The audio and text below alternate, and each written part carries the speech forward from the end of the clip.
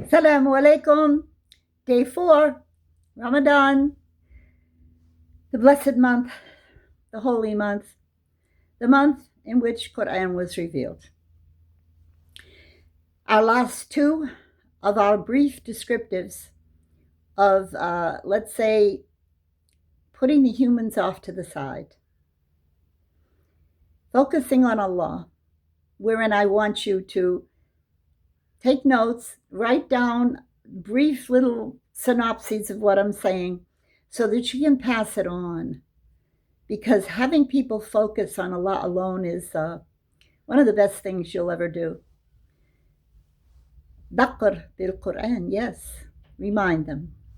So today, for the last two, I will go on this premise, but just choosing these small ayat verses for you is something compact that I think you can handle it and move on with it in your life and with others. So our last two for today, the first is Surah Al-Ghafir. Surah Al-Ghafir and Ayah 59. أعوذ بالله من الشيطان الرجيم بسم الله الرحمن الرحيم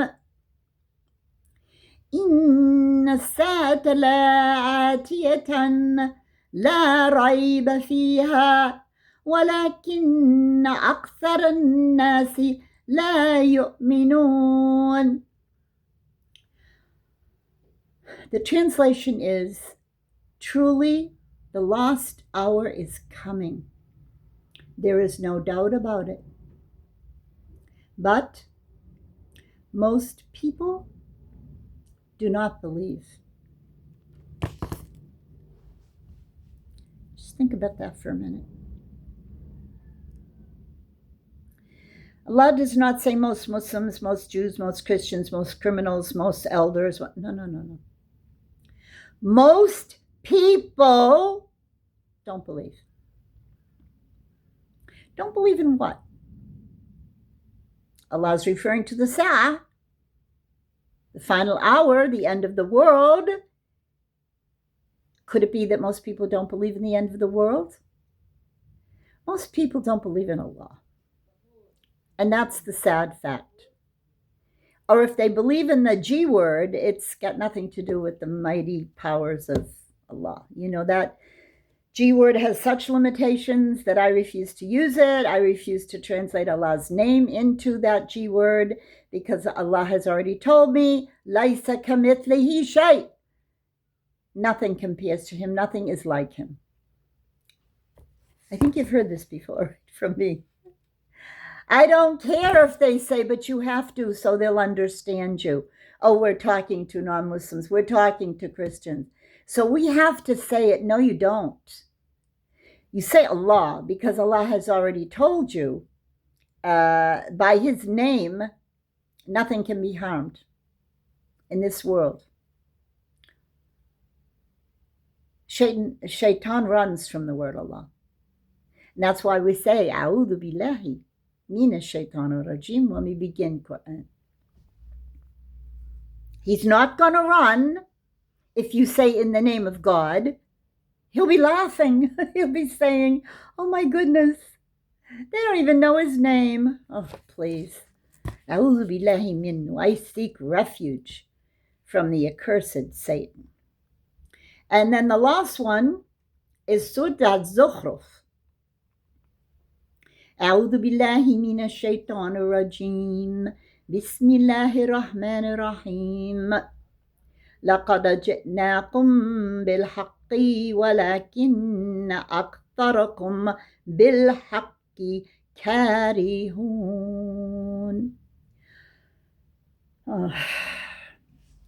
Allah says, we have come to you in truth. But most of you do not believe. Bilhaqi karihun. Karihun, it means you hate it. Allah tells you and everyone, most of you are ungrateful. Most of you hate the truth. Most of you don't believe. That's why I want to focus on this, really focus very much on this, because I'm going to stop now this mode, because I had this written actually last year to remind myself, but I didn't do a series on it last year. So when I was going through my Ramadan notes from last year, I was saying, this deserves a series.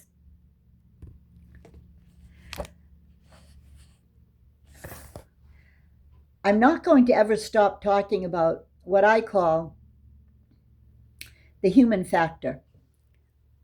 Oh, yes, it's only 5 minutes. I'm going to tell you a little story. A friend of mine in Egypt who's memorized Quran, and she's a medical doctor. She's very brilliant. And we were speaking one day about humans in general. And she said, listen, a strong Muslim who knows their aqidah, you have a heart. By the way, she's a heart specialist. So she said to me, consider your heart like a room. And she drew on a piece of paper. And she said, the central focus of this room, we're going to put it right in the middle in a circle, is your heart. Now, the rest of the room, you can arrange it at will. There's bedrooms over here and there. You have a dining room, you have a kitchen, you have a bathroom. All around this room are things that you really need and want and love, and it's your heart. So what would you do without your bathroom? You'd be in big trouble, right? Your bedroom, well, you can imagine. And then the dining room, all the delicious food where you sit around the table and hopefully you're grateful. However, that middle pivot point, we call it in Arabic the mahwar, that should only be for Allah. That should not be for any other human to enter that part right there. That mahwar, that essential focal point of you,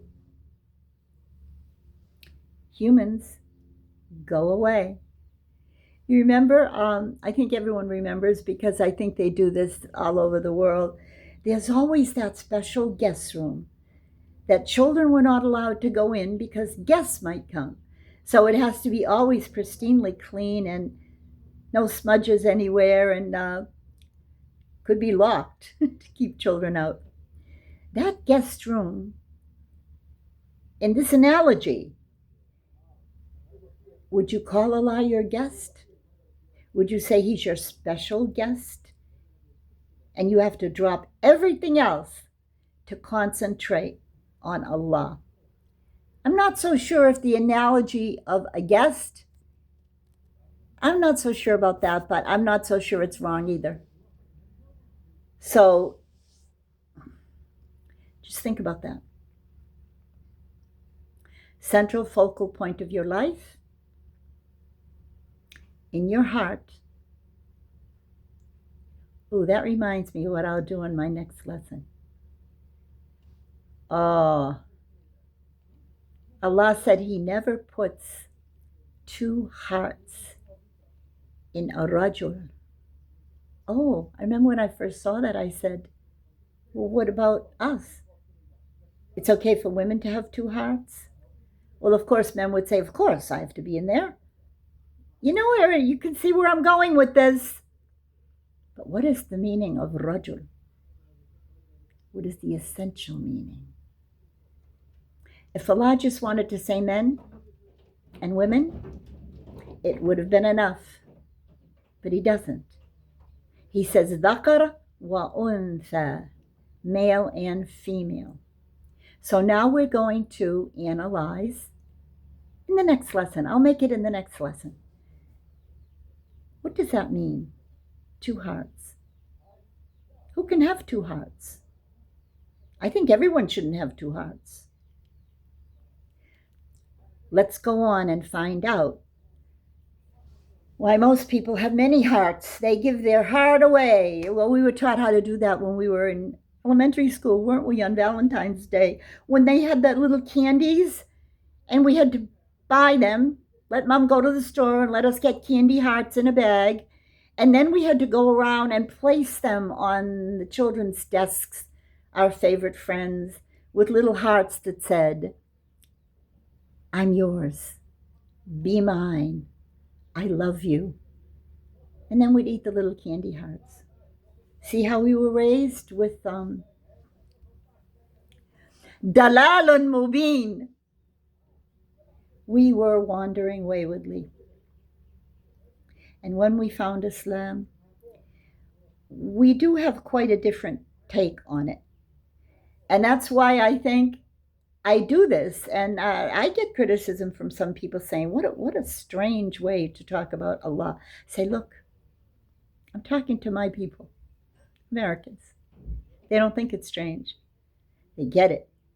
As long as I'm not distorting meanings. So before I do this, I do my research. Oh, you have to know Arabic to do that. Let's get moving. Assalamu alaikum.